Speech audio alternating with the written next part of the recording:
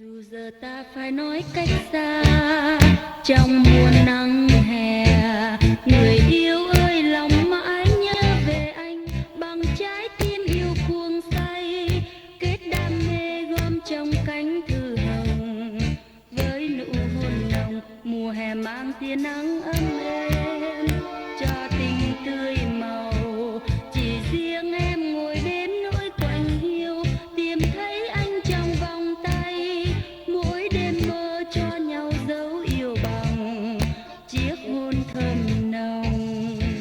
Nhìn nắng chiếu sáng mang hình anh yêu, cùng cất tiếng hát vang mọi nơi, mình sẽ bước đến trong vòng tay nhau. Nhưng anh yêu sao giờ đâu thấy, nếu phải nói những câu từ ly trong mùa nắng hè.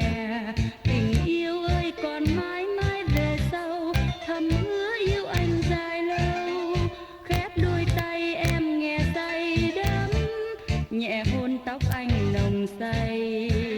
Nhìn nắng chiếu sáng mang hình anh yêu, cùng cất tiếng hát vang mọi nơi, mình sẽ bước đến trong vòng tay nhau. Nhưng anh yêu sao giờ đâu thấy, nếu phải nói những câu từ ly em nghe say đắm, nhẹ hôn tóc anh nồng say.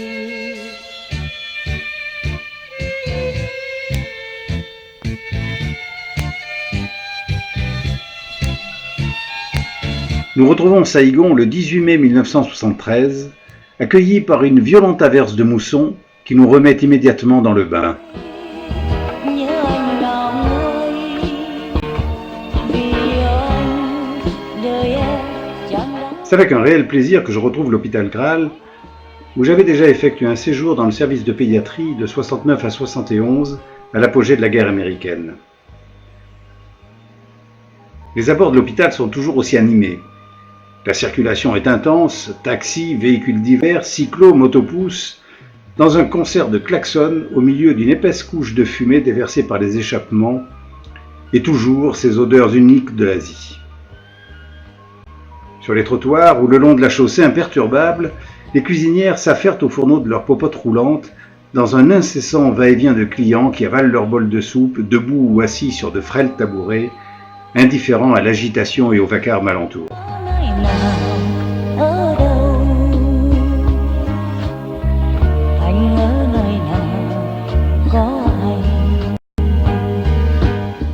À l'entrée, près du poste de garde, Jeannot tente de canaliser l'incessant va-et-vient de patients et de visiteurs. Dès la porte franchie, le contraste avec l'extérieur est frappant.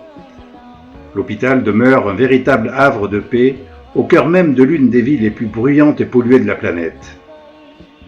Au milieu d'un vaste jardin, les allées ombragées mènent aux différents corps de bâtiments conçus par Eiffel et érigés dans le plus pur style colonial français à la fin du XIXe siècle.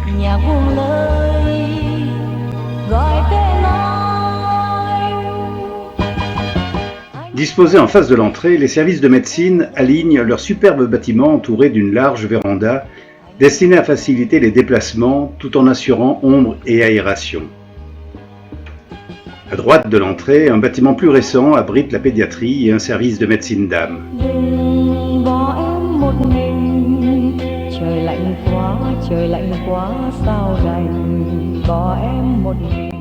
À proximité se dresse la chefferie et un peu plus loin la chapelle.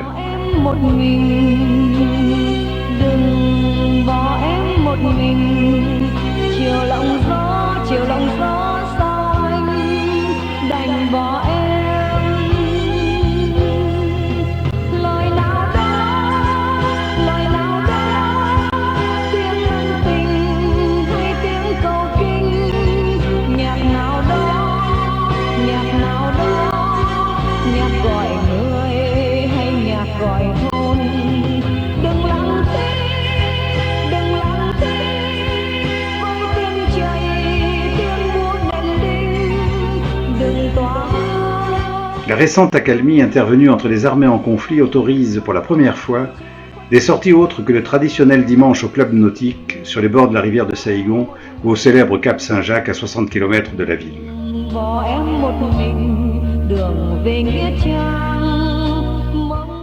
Vers la mi-73, à l'invitation d'un directeur de plantation d'EVA, je l'accompagne vers Tay Ninh et la frontière du Cambodge, rendue à nouveau accessible après des années de guerre.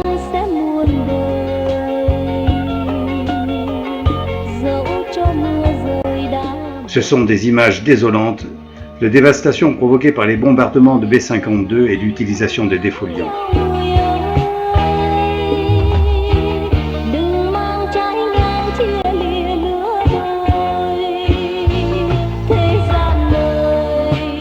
Nous en profitons pour nous rendre dans un village proche, habité par une tribu de montagnards bouddhipes, l'une de ces minorités ethniques tant méprisées par les gens des plaines et cantonnée dans les zones d'altitude des hauts plateaux où ils survivent dans des conditions difficiles entre des belligérants qui ne les épargnent guère. Ces montagnards, largement utilisés comme supplétifs par les corps expéditionnaires français puis américains, se révélèrent de redoutables auxiliaires dans les actions de guérilla.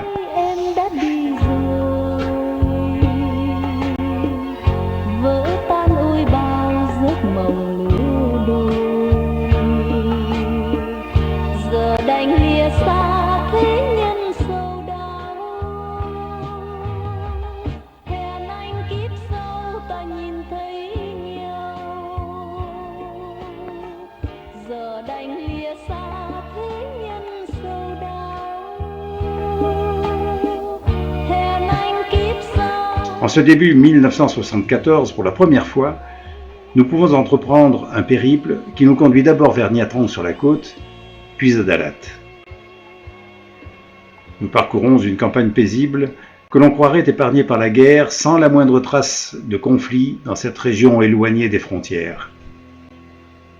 Ce sont des images bucoliques et oubliées pour les citadins forcés que nous sommes devenus, de troupeaux de buffles paissant paisiblement sous la houlette de leurs jeunes gardiens, et de paysans préparant les rizières pour le prochain repiquage.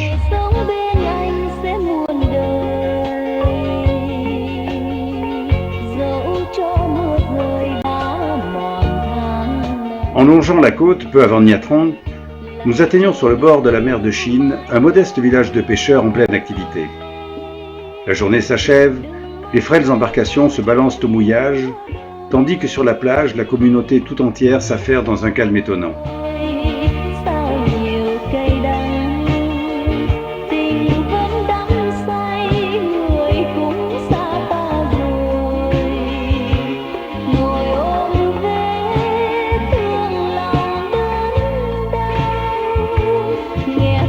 Une fois vidés, les lourds filets ramenés à terre sont soigneusement nettoyés, pliés et mis à sécher en attendant le prochain départ.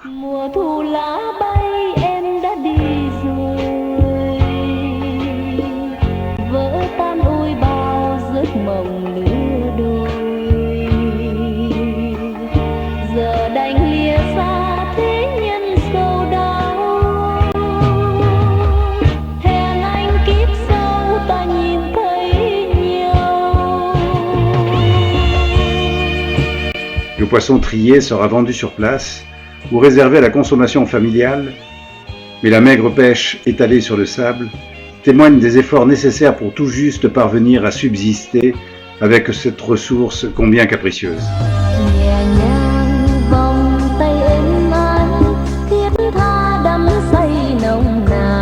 Ce qui frappe notre regard occidental, c'est ce fatalisme, cette résignation apparente devant un avenir sans grand espoir, quotidiennement limité aux résultats aléatoires de la pêche. Personne ici ne semble se soucier de notre présence et chacun continue de vaquer paisiblement à ses occupations. Tout juste la caméra paraît-elle intriguer quelques enfants. Quel contraste avec l'agitation trépidante des villes du Delta.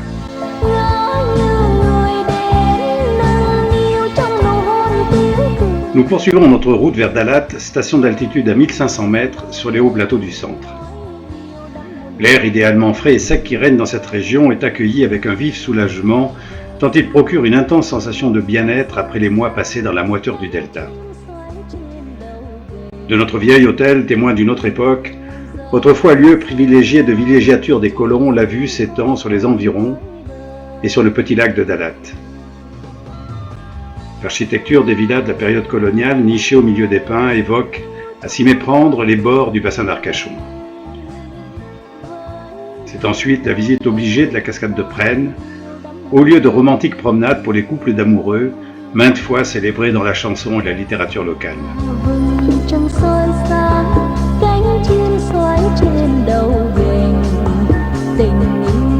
Au marché central, on retrouve l'agitation, le bruit, mais avec une certaine retenue et les odeurs y sont plutôt agréables, tranchant avec les effluves habituels. C'est toujours un va-et-vient incessant de chalands circulant entre les étals regorgeant de fruits, de légumes et de fleurs, et en particulier de magnifiques orchidées locales.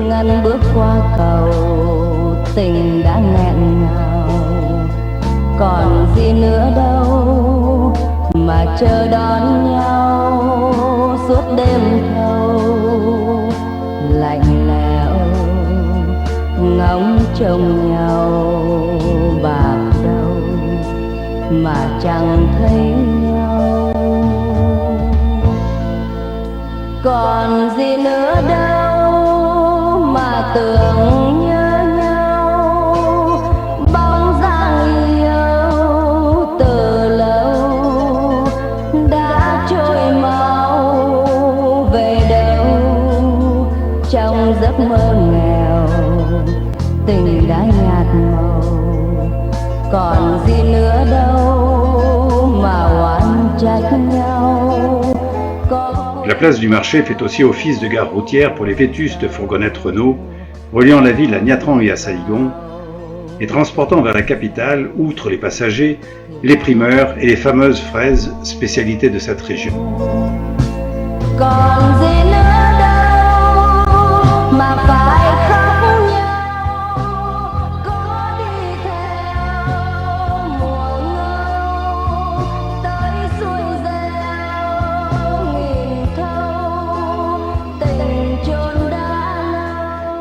La folle décision de Thiou jette les populations à partir du 14 mars sur les routes d'un exode incontrôlé. Mais qu'en est-il à Saigon ?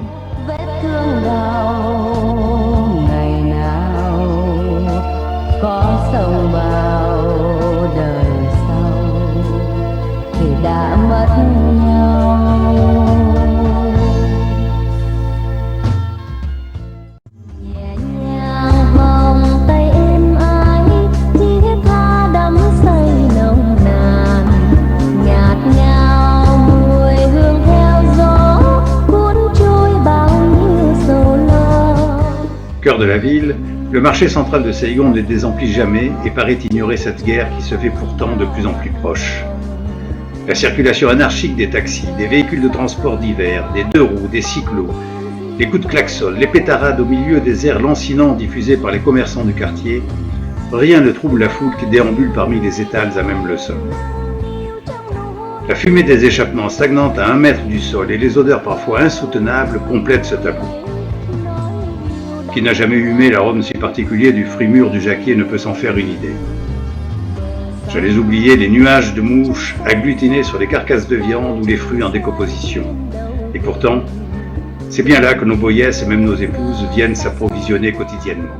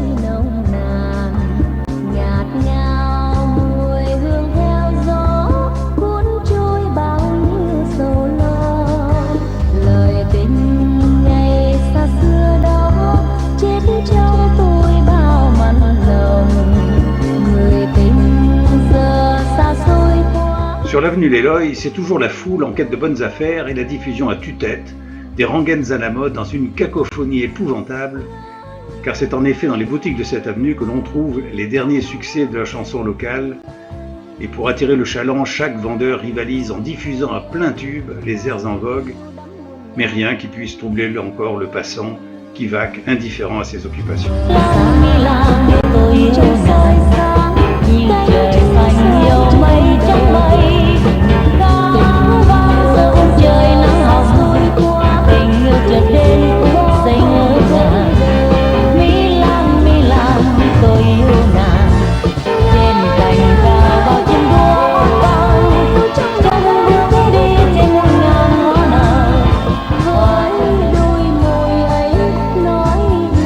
Par prudence, nous avons décidé d'évacuer Marion, 3 ans, confiée à l'épouse d'un camarade de Graal, et c'est sans le moindre soutien, même moral, du Consulat général de France, qu'elle s'envole pour Singapour le 4 avril. Et tandis que nous remplissons avec une certaine anxiété les formalités, un Galaxy débarque des canons et embarque 250 orphelins en cours d'adoption, enlevés par des organisations humanitaires. En rentrant à Graal, j'apprendrai qu'il vient de s'écraser dans les rizières voisines.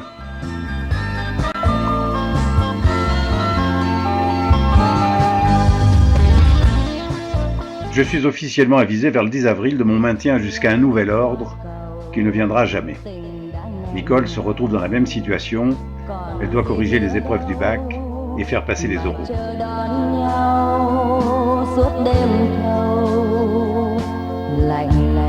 Au grand complet, les médecins de Graal posent pour Paris Match, avec le médecin général Mazot et Jean Tréguer, récemment arrivés renforcer nos effectifs.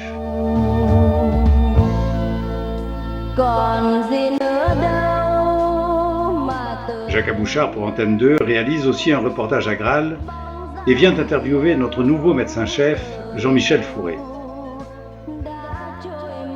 Ce sera ensuite le tour de Gérard Potier dans son service de médecine.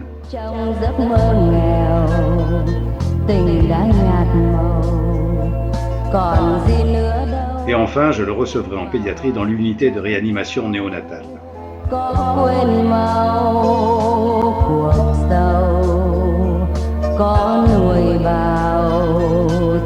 Les combats se rapprochent et atteignent Swanlock, à 50 km de la capitale. L'exode se poursuit sur les routes, ralenti par les attaques de l'ennemi ou par les airs pour les plus privilégiés. Les réfugiés affluent maintenant vers Saïgon et on dresse des barrages pour tenter de les arrêter aux portes de la ville, tandis que sur le port accostent des navires surchargés des passagers qui ont réussi à embarquer avant la prise des villes côtières.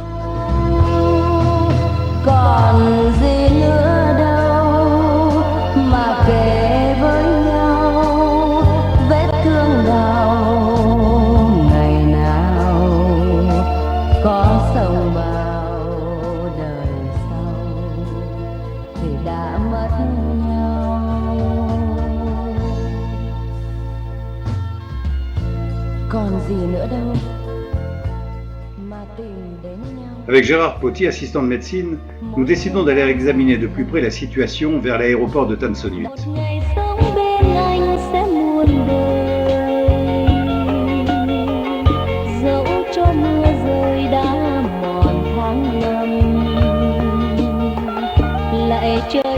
La circulation ne faiblit pas, bien au contraire, et rapidement nous atteignons le pont de l'Arroyo, dit Rio Merdo, dont les berges totalement recouvertes de logements sur pilotis abritent des milliers de personnes.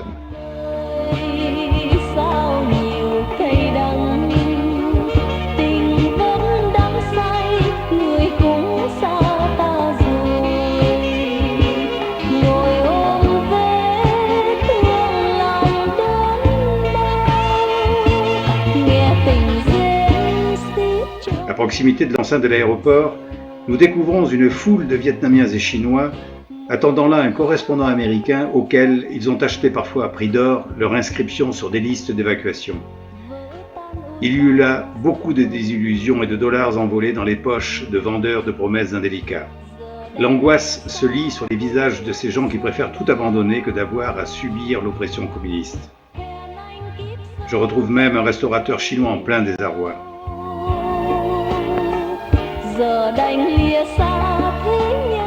C'est à un impressionnant ballet de gros porteurs Galaxy que nous assistons. à peine chargés de leur lot d'évacuer les appareils, décollent pour Bangkok ou Guam et sont immédiatement remplacés sur le tarmac. Pour le spectateur non averti, rien que de bien ordinaire sur un aéroport international. Et pourtant, les appareils, leur absence d'identification de compagnie, la précipitation des embarquements, l'ambiance, rien n'était vraiment habituel ce jour-là.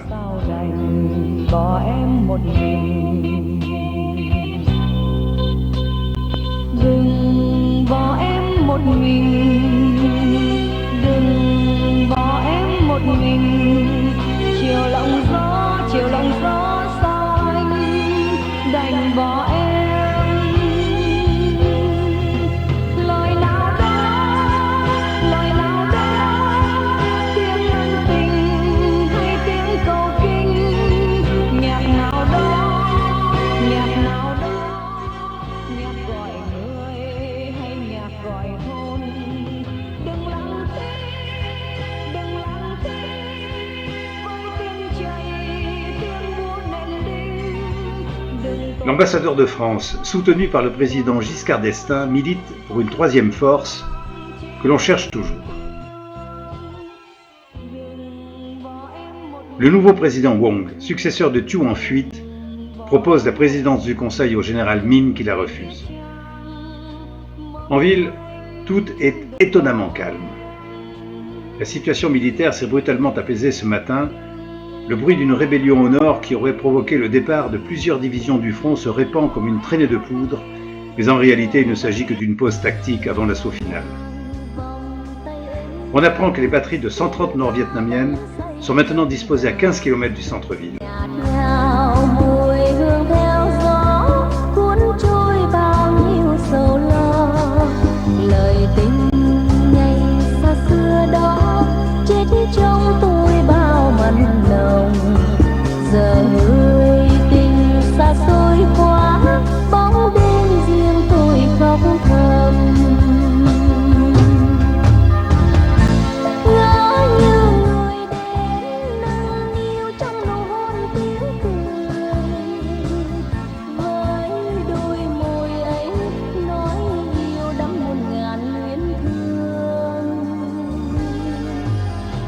Conscient de la gravité de la situation, je me décide à parcourir une dernière fois sans doute le centre de Saigon. Près de la rivière se dresse l'hôtel Majestic. Il vient de recevoir une requête qui a épargné le général Van Huxem, a couru proposer ses conseils à son ancien élève, le général Min.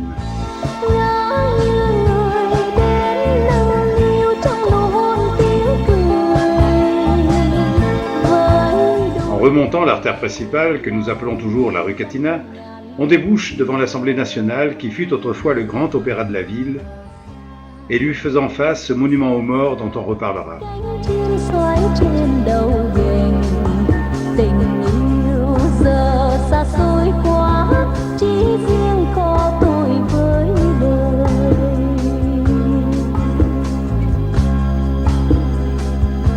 À proximité, le mythique hôtel Continental, au lieu de la ville, où depuis des lustres se retrouvent journalistes et reporters, écrivains et aventuriers, tous ceux que l'on nommait les Asiates.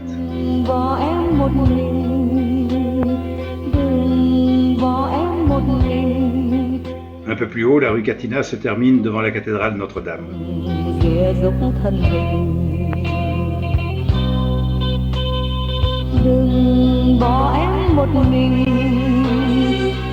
Dans la soirée, Cuchi, à 25 km de Saigon, tombe aux mains de l'ennemi.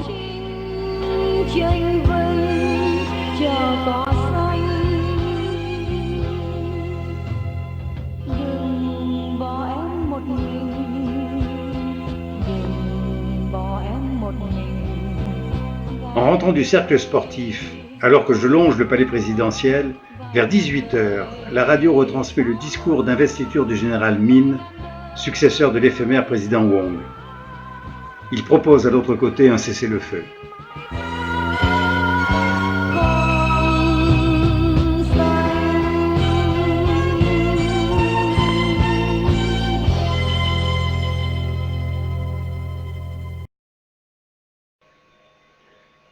À 18h30, au milieu d'une averse de mousson, retentissent de violentes déflagrations prises pour des coups de tonnerre, suivies d'un tir intense et prolongé d'armes automatiques qui nous laissera allonger sur les marges d'un escalier à ciel ouvert.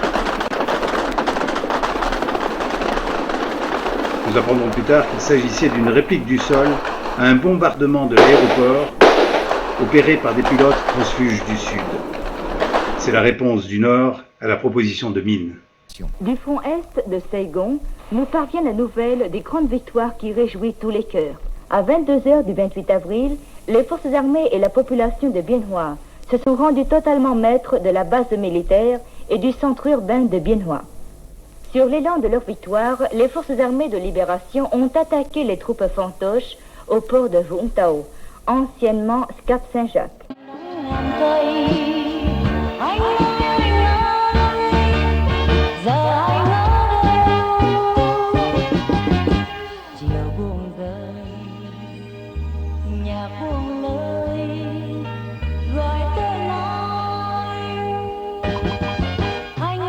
De Graal, je suis à 200 mètres des toits de l'ambassade américaine. Voici le commentaire très partisan que faisait François Ducor de cette folle journée. Pour ne pas être fait prisonnier, quelques milliers de Sud-Vietnamiens ont préféré partir avec les Américains la veille de l'ultime offensive. Washington n'a pas lésiné sur les moyens pour évacuer in extremis le dernier carré de ses conseillers et les plus mouillés de leurs protégés sud-vietnamiens. Toute la journée du 29 avril, dans un climat de panique et d'affolement, des centaines d'hélicoptères volant au ras des toits infestent le ciel de Saïgon pour arracher de cette ville prise d'un soudain délire collectif des familles entières terrorisées par la menace communiste. À l'ambassade américaine, où l'on a amené à tout jamais la bannière étoilée, les GIs mettent des mitrailleuses en batterie pour empêcher les candidats à la fuite de donner l'assaut au bâtiment sur le toit duquel se posent deux par deux les hélicoptères géants. Vous partez avec toute votre famille? Oui. Il y a combien de personnes dans votre famille? Oui. 8 personnes. Oui. Et vous pensez que vous aurez de la place dans l'hélicoptère qui est sur le toit en ce moment? Je ne sais pas. Et où est-ce que vous allez aller après? Je ne connais pas. Vous avez de l'argent pour partir? Oh, un petit peu. Assez pour 3 jours. Vous voulez aller vivre en Amérique? Oh, je ne sais pas. Vous avez travaillé avec les Américains ici? Oui. Et vous croyez que les communistes vous en voudront d'avoir fait ça? Oh, je ne sais pas. Qu'est-ce que vous emmenez avec vous? Des vêtements pour les enfants, mais perdu tout. 3 sacs. Juste 3 sacs avec des vêtements pour les enfants. Oui. Et si vous n'avez pas de place dans les hélicoptères, qu'est-ce que vous allez faire? Oh, mon Seigneur. Vous allez prier le Seigneur, c'est ça que vous dites?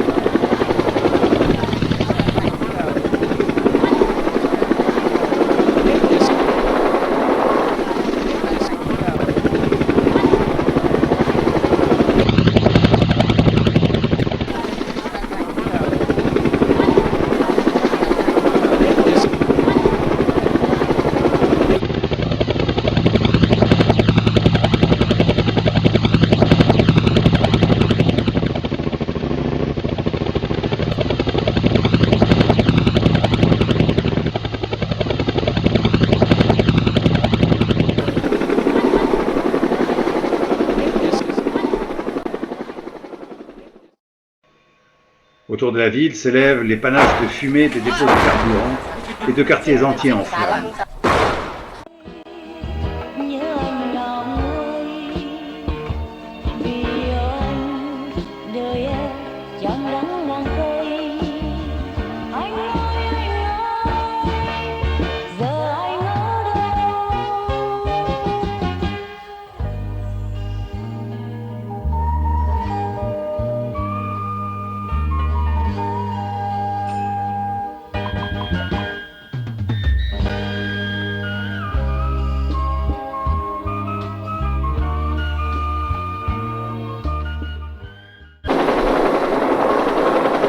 L'évacuation n'est pas terminée que l'on se partage déjà les restes du festin. Alors que les hélicoptères enlèvent à la volée sur les toits les derniers Américains, les pillards, comme des termites au travail, envahissent les immeubles et les villas abandonnées.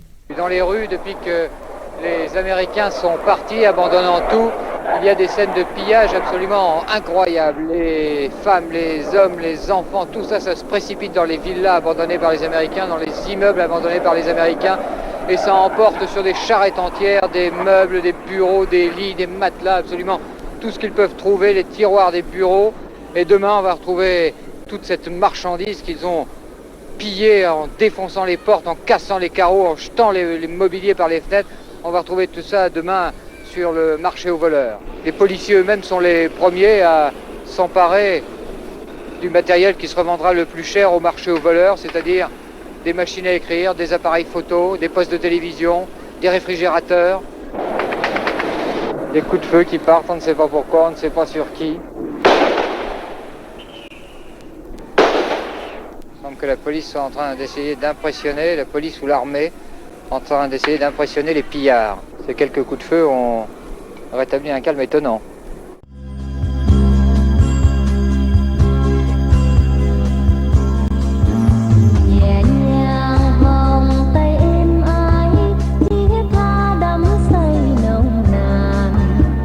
À 10h30, le général Min donne l'ordre de capitulation sans condition.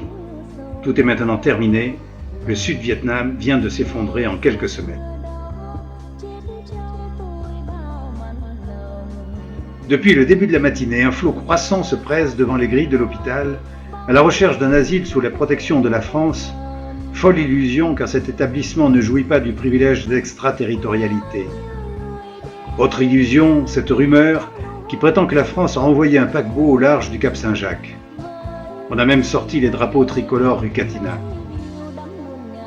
En quête de protection, affluent des Vietnamiens en majorité, mais aussi des citoyens français de souche ou naturalisés, quelques Américains, et même le personnel de l'ambassade de Corée, oublié par ses alliés, que par mesure spéciale nous dirigeons avec Pelou vers la Banque du Sang avant de leur proposer le gîte sur la pelouse voisine. On retrouvera enfin les sinistres chefs de la police de Thieu qui se réfugieront quelques jours dans la chapelle avant de s'évanouir dans la nature.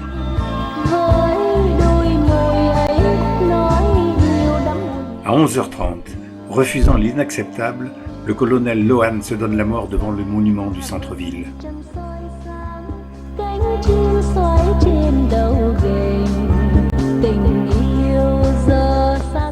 À 12h, apparaît sur l'avenue Hai Batrung qui longe les services de chirurgie le premier Bodoy à pied un peu perdu, rapidement suivi de véhicules arborant le drapeau Viet Cong.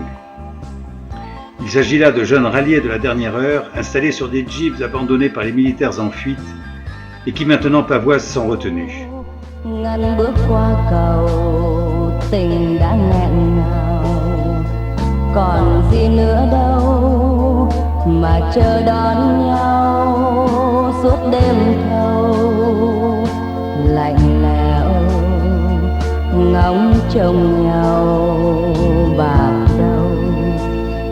Suivent très vite des camions de transport de troupes de l'armée du Nord, longeant indifférents les trottoirs jonchés des équipements des soldats du Sud qui tentent de regagner souvent en slip leur domicile ou en refuge quelconque.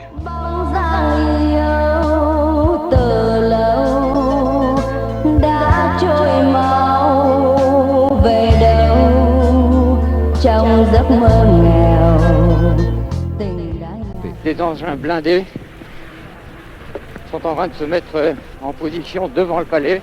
Je pense que ce ne sont pas des assaillants, ils ont le canon braqué directement sur le perron du palais, mais ce ne doit pas être des assaillants. Un char avec le drapeau Viet Cong est actuellement en train de se mettre en position.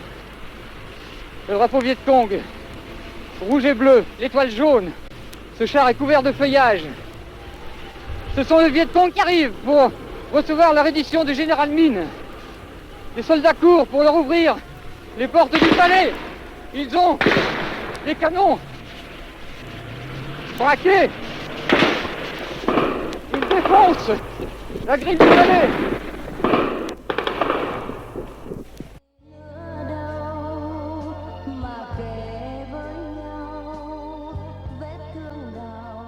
Ici, la voix du Vietnam émettant de Hanoï, capitale de la République démocratique du Vietnam. La ville de Saigon, qui porte le glorieux nom de Ho Chi Minh, a été totalement libérée. Nous répétons, La campagne Ho Chi Minh a remporté la victoire totale. La ville de Saigon a été totalement libérée.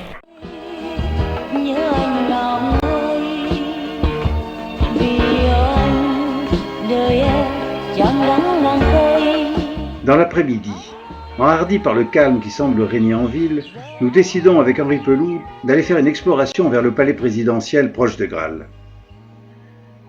Nous découvrons là une foule de badauds visiblement rassurés par un investissement en douceur, au moins pour les quartiers du centre, qui viennent en curieux observer leur nouveau maître et même engager des conversations avec les ennemis redoutés d'hier.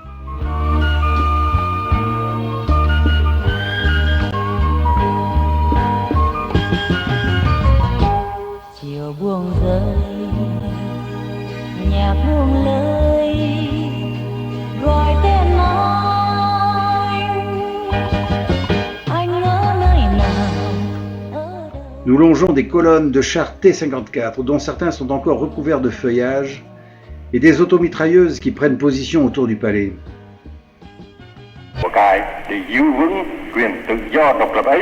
Le Vietnam a le droit d'être libre et indépendant, et en fait, est devenu un pays libre et indépendant. Tout le peuple du Vietnam est décidé à mobiliser toutes ses forces spirituelles et matérielles, à sacrifier sa vie et ses biens pour garder son droit à la liberté et à l'indépendance.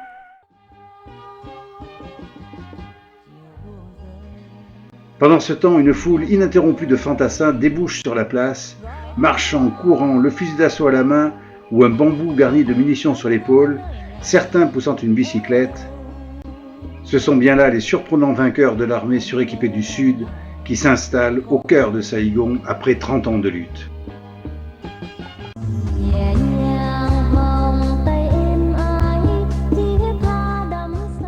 Je voudrais que vous demandiez à ce soldat du Viet Cong quel âge il a. 48 tuổi.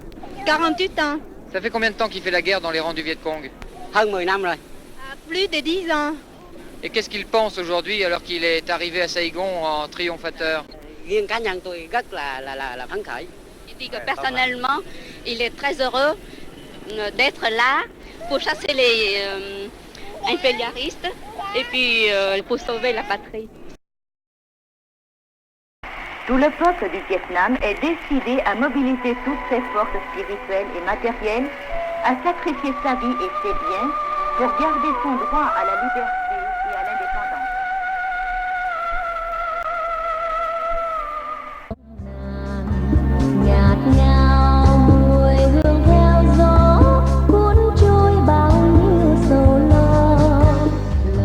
Les nouvelles autorités ont réquisitionné 100 lits de chirurgie et l'hôpital reçoit ses premiers blessés nord-vietnamiens.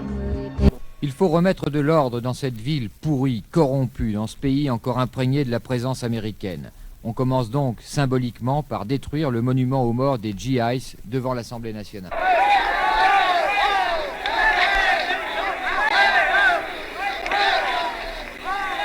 y est, ils sont en train de dire eh oh, et de pousser sur la statue qui branle et qui va tomber dans quelques instants. Ça y est, elle est tombée.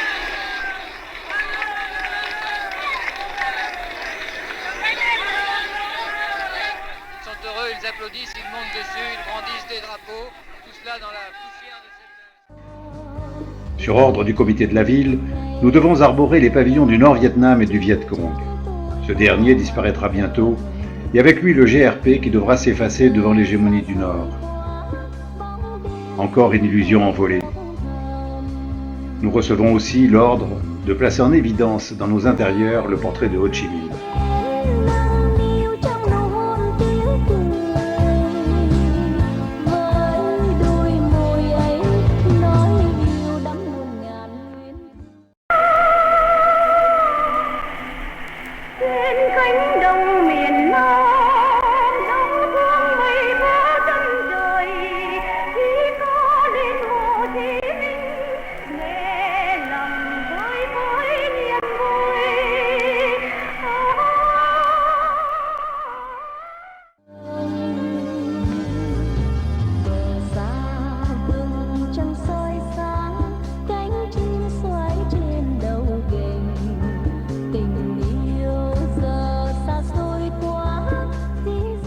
Après l'angoisse des derniers jours, la fuite éperdue de dizaines de milliers de Vietnamiens, les suicides, les drames et bouleversements que vient de subir la population, la vie semble reprendre un cours normal et les citadins momentanément rassurés arpentent le marché aux voleurs, où l'on remarque de nouveaux clients des Nord-Vietnamiens, ébahis par la diversité des richesses qui s'étalent sous leurs yeux. Ils découvrent pour la première fois les produits d'une civilisation qu'ils étaient venus délivrer de l'obscurantisme. Nos marchandes paraissent s'amuser de leur naïveté et tentent de leur céder au prix fort leurs articles de base, lunettes, montres, postes de radio. Les chaînes quadriphoniques, folie de ces dernières années, ne trouvent maintenant plus preneur. Một ngày sống bên anh sẽ muôn đời, dẫu cho mưa rơi đã mòn tháng năm, lại trời được yêu mãi nhau người ơi. Đừng mang trái ngang chia lìa lứa đôi, thế gian đời sao nhiều cay đắng, tình vẫn đắng say người. Le comité administratif militaire de la ville de Saigon de Gia Đình, dans son communiqué numéro 1, demande au peuple de protéger le gouvernement provisoire révolutionnaire, rétablir l'ordre et la sécurité de la ville qui vient d'être libérée. La vie et les biens du peuple doivent être protégés. À partir de maintenant, ceux qui brûlent, qui tirent, qui empoisonnent, qui tuent, qui volent, qui violent, qui portent atteinte à la vie et aux biens du peuple seront sévèrement punis. Les bordels, les dancing, les fumeries et la culture décadente américaine seront interdites. Communiqué numéro 2. Dans les 7 jours qui viennent, tout le monde doit remettre les armes, les explosifs. Et la population civile doit indiquer au gouvernement où se trouvent les stocks de munitions, d'explosifs, s'ils le savent, et dénoncer ceux qui essaient de cacher des explosifs et des armes. On voit que la plupart des gens sont prêts à suivre les nouvelles méthodes de vie parce que c'est de leur intérêt. Par exemple, quand il y a des ruelles pleines d'ordures, si maintenant une nouvelle habitude s'instaure, c'est que tout le monde avec une pelle enlève le tas d'ordures, je crois que cela ne choque pas les gens parce que les gens sont heureux de ne pas respirer cette puanteur. Alors, si ne parlons pas de politique de façon trop abstraite, c'est seulement cette politique de travail collectif pour des intérêts collectifs, des intérêts communs, dans la commune, dans le petit quartier. Ce sont des actions, vous sauriez peut-être si on crie des slogans de socialisme, alors les gens n'y comprennent rien et c'est inutile de le faire. Par contre, nettoyer l'état d'ordures, participer à l'enlèvement des ordures, c'est du socialisme. Ce sera pour la santé de nos enfants dans le quartier. Alors les gens le font et ceux qui ne font pas, nous pensons que peut-être peu à peu ils auront honte de ce qu'ils n'ont pas donné leur contribution. Et ils réfléchiront sur cela et les gens peut-être ils seront mal vus contribution.